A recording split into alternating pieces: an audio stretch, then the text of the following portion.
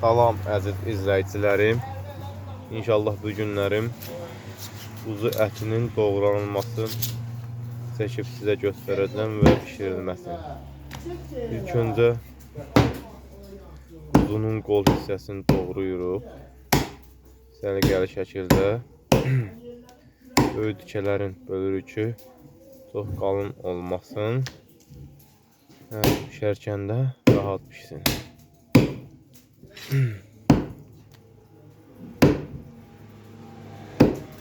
Doğradıqdan sonra seçəcəyik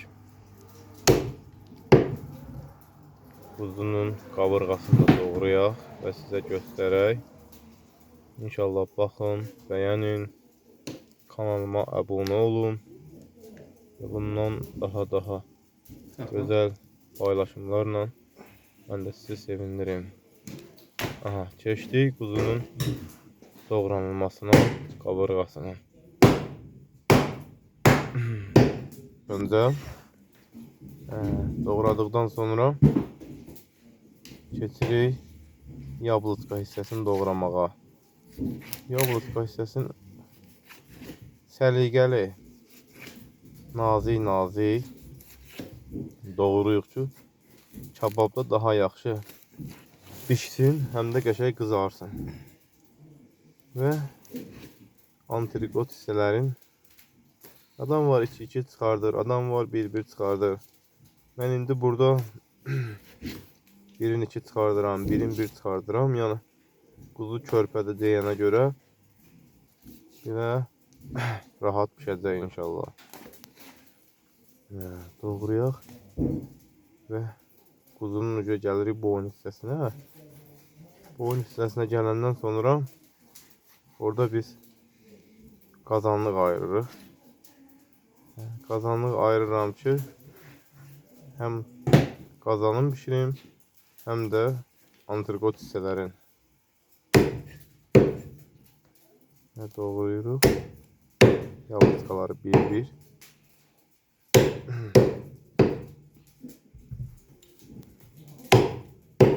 Şey doğradıqdan sonra bunu mən niyə beləcəm? Daha asan da olur ki, əks istiqamətdə doğramaq. Özünüz də görürsünüz ki, necə səliqəli doğranır, necə asandır. Hər kəs, yəni ki, öz evində, səliqəli şəkildə belə doğrayar və pişirə bilər. Bıçaqla doğrayandan sonra balta ilə vurmaq daha asan olur.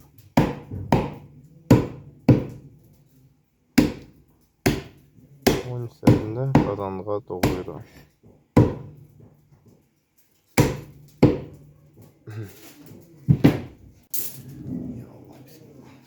Keçirik şişləməyə.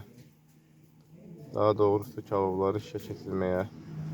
Burada əsas nəyə fikir verin? Kababların çəkilməsi qaydasına. Arxa tikələr antrikot, yablıçqa, bir yablıçqa, bir antrikot. Kababın bişməyinə görə daha tez hansı hissəsi bişirsə, onu önə çəkmək lazımdır ki,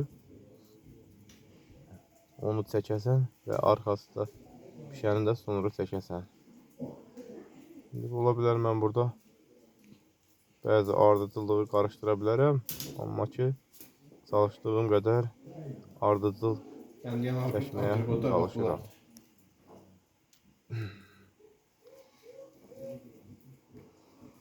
Burada ət çox olduğuna görə bir quzunun döş qolu hardasa 4 kilo, 4 kilo yarım olmağından asılıdır. Quzunun böyük balaca olmağından çox asılıdır. Körpə quzu daha asan pişir, daha doğrusu. Yəni ki, 11-12 kiloluq quzular daha qəşəngdir. Və alanda da döş hissəsinin yağlılığına fikir vermək lazımdır ki, kabab nə qədər yağlı olsa, o qədər həm dadlı çıxır, həm də daha yaxşı bişir. İndi isə döş hissələrin çəkirəm. Bunları ardıcıllıqla çəkirəm ki, bunlar eyni istiqamətdə rahat pişir. İnşallah ki, manqalımız da yanır. Hər şey qaydasındadır. Gördüyünüz kimi çəkdim. Və indi bilirsiniz də, yablıçka, antrikot ayrı çəkirəm. Döş hissələrini ayrı çəkirəm. Ola bilər ki, qarışdıra da bilərsiniz. Yəni onun elə bir fərqi yoxdur. Əsas pişməyinə görə fikir vermək lazımdır ki, ardıcıllıq olsun.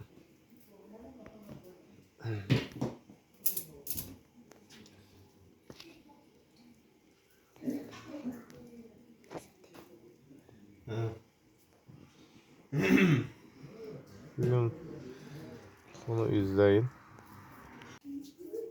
Kanalıma abone olun inşallah.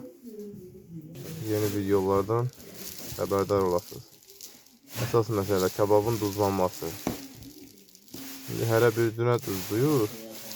Amma mən əsasən manqala düzməmiş kebabları duzluyuram. Birinci bir hissəsini duzluyuruq, sonra keçirik o biri hissəsini tuz vururuq. Gördüyünüz kimi mənim biraz tuzlu yeyənəm. Ona görə də kebabı bol duzluyuram. Ümumiyyətlə kebabı hərə bir cürə xoşlayır, düzdür. Amma ki mən biraz tuzlu xoşlayanam. Yeyərkən kebab insanı vurmur da. Daha dadlı olur. Ona görə də biraz bol duzluyuram. Və manqalımız da hazırdır. Getirik manqalı. Manqalımızı da yayırıq. Yayarkən fikir vermək lazımdır ki, göz hər tərəfə yayılsın.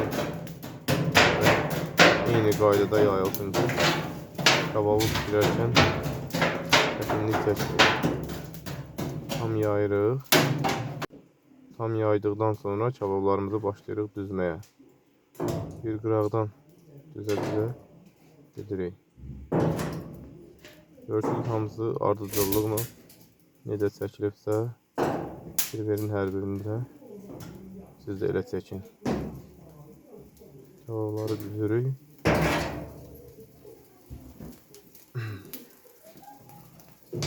Mən burada güllə də qoymuşam düzdür. İlk öncə də kartoffaları qıraqdan qoymuşdum. Pişi bucaq. Eyni vaxtda hazır olacaq. Manqal da ki, çox gün dolmasa yaxşıdır.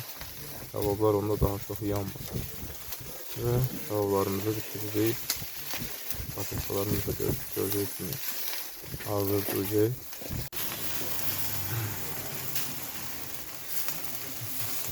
Allah olsun. Allah bərəkət versin. Allah hamıya qismət eləsin. Öz evində belə kebablar pişirsin. Başlayırıq çəkməyə kebabları. Pişdikcə çəkirik yəni. Elə bir tikəsi var ki, ola bilər pişməz. Onu çəkmərik. Və qabaqdakı tikələri çəkərik. Sonra arxadakı tikələri çəkərik. Maşallah olsun. Çok dəliqəli, çok qiyamlı, çok gözəl və görürsünüz, buzların qabırğaları nə qədər nazik və kövrəkdir.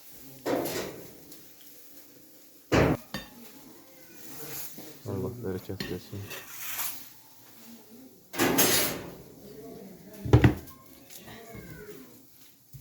Burada biz indi kartuşkalar da çəkəcək. Kartuşkalar da hazırdır. Yəni eyni vaxtda seçdiyimizə deməyin ki, nəyə görə olur, necə olur ki, kartuşkalar da eyni vaxtda pişir. Kartuşkalarım manqalı yayarkən qoyuruq böyrünə, yuyub, duzlayıb, qoyuruq ki, pişsin. Və elə kebabı doğrayıb pişirənəcən onlar da orada hazır olur. Eyni vaxtda elə bil ki, kartuşka da hazırdır.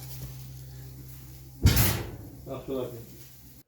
Çox sağ olun dəyərli izləyicilər, izlədiyinizə görə hər birinizə təşəkkür edirəm.